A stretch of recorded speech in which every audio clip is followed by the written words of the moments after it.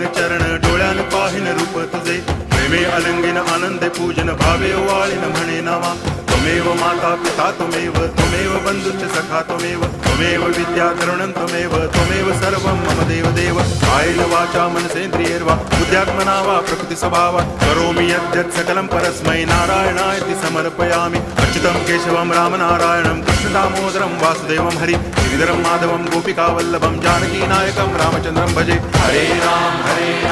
Ram Ram Hare Hare Hare Krishna